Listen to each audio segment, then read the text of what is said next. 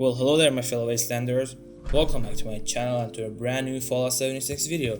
So in this video I will be telling you everything you need to know about the Fallout 76 special stat system and the Fallout 76 perk system. So before we start, make sure to sub with the notification on to never miss a video from now on. And without further ado, let us start this video. So in Fallout 76, every time that you level up from level 1 through level 50, you will gain one perk card and one special stat. Well, whenever you reach level 50, you can no longer increase your special stats. You could move points or pick perk cards. That is why it's really important to not mess this up when you're a low level player. If you're a low level player, know what you're gonna do. If you're just gonna use melee, if you're gonna use pistols, shotguns, heavy weapons, just start speccing into that and stay with that. Don't just spec into random shit, because that will really hinder your progress when you're higher level. Now let's talk about the special stats themselves. So whenever you increase your strength, it increases the damage from melee and unarmed attacks and increases your carry weight by 5 or 10 points, I'm not sure.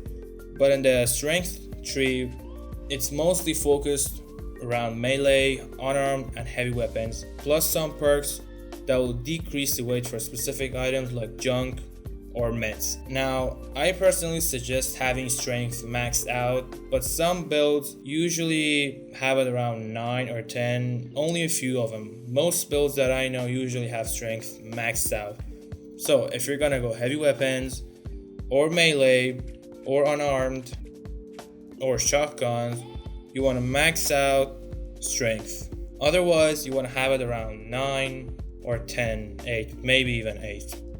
I don't know, I personally recommend maxing this out. Next, perception. So whenever you increase perception, it increases the accuracy of the VATS targeting system and improves awareness.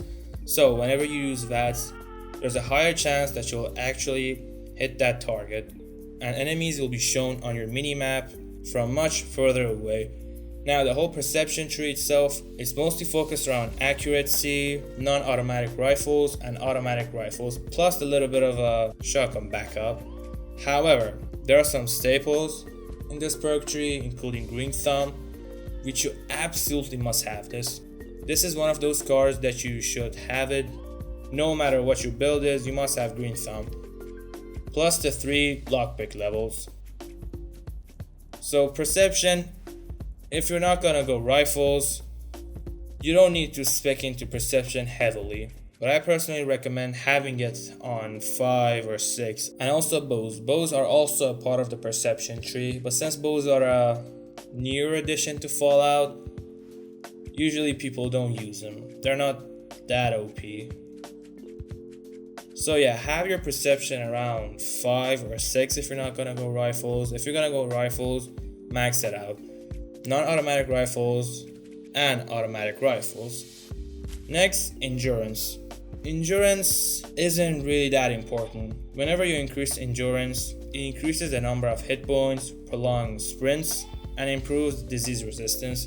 Basically, you can run longer, you're more immune to disease, and it increases your health. Now, the smite seems really good, but it's actually not. You see, the endurance perk tree is mostly focused around what goes in your body.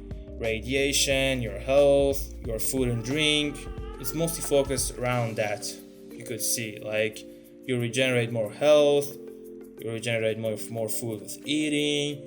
So having it at 4 or 5 is okay, because food is plenty in Fallout. You usually don't have the problem which you don't have enough food. So having this at 4, maybe even less, is good. However, there is a staple card in here, the Aqua Boy. This is a staple. Basically, you no longer take radiation while you're in water, and you can breathe underwater. This is a staple, in my opinion, personally. In my opinion, this is the only staple from this perk tree. Have this at 3 or 4, because there is really no point in having it more than that.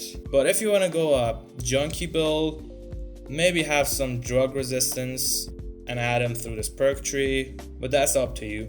Now for Prisma. Prisma is basically your ability to sell for a higher amount and buy for a lower amount. And it also helps out if you're playing a large group this perk tree is for you. There is so much benefit to be gained from this if you play in a team. It's insane. As you could see, it's mostly around basically teamwork. You'll gain this if you're in a team, you'll gain that if you're in a team. So if you play in a team regularly, max it out. But if you're like me and you play solo, there is also a card in this perk tree for you, the Lone Wanderer. If you play alone, you 100% want to have this equipped. It will help out a lot. You'll take 15% less damage. It's actually a decent amount. There are also some staples in here, including Hard Bargain, which decreases the buying prices and increases the selling prices, plus the Travel Agent. So you want to have this around 7 if you want to play solo, but absolutely max it out if you want to play in a team. Now intelligence. The higher your intelligence, the more experience you'll gain from doing different stuff, and the items that you'll craft will be more durable. Now, I have most of the cards in this perk tree. If you watch my build or you're following my build, I do a lot of crafting. So it's kind of essential for me to have everything in this perk tree, almost, because some of them are kind of useless. But it's mostly around crafting and scrapping and stuff like this. There's also staples in here like the hackers and the scrapper. So if you don't want to do any sort of crafting, you want to have this at 4. 1 for scrapper, 3 for the hackers. However, if you're gonna do a lot of crafting or you're following my build, you want to absolutely max this out. Next, the agility. Whenever you increase your agility, it increases how many action points you have and the ability to sneak undetected. The perk tree is mostly focused around stealth, action points, and SMGs and pistols. So if you're gonna go like a stealth build or a pistol or SMG build, you wanna go agility and max it out. If not, you wanna have this at 6 or 7. It's a semi-important skill tree. However, there are some staples here like Ammo Smith, which at level 2 you produce 80% more rounds when crafting ammunition. This is a lot, and you will always need more ammo, so have Ammo Smith because this will help you out a lot. Plus home defense. If you want to craft traps in your base and stuff, you need home defense as well. But it's, as you can see, it's mostly around basically agility, pistols, and stealth. These are the pistol build cards. Now for luck. Luck isn't that useful. Basically, it determines what sort of loot you'll find. The higher your luck, the better the loot you'll find. However, the perk tree itself isn't really useful. There are some staples in here, like Super Duper, but you don't want to spec into it when you're lower level. Personally, all the way until level 50, I think, my luck was on 1. Then through my legendary perk cards, I increased my luck. So I recommend keeping your luck low because it's not worth it, and specking into it later when you're above level 50. It's mostly about what sort of loot you'll find.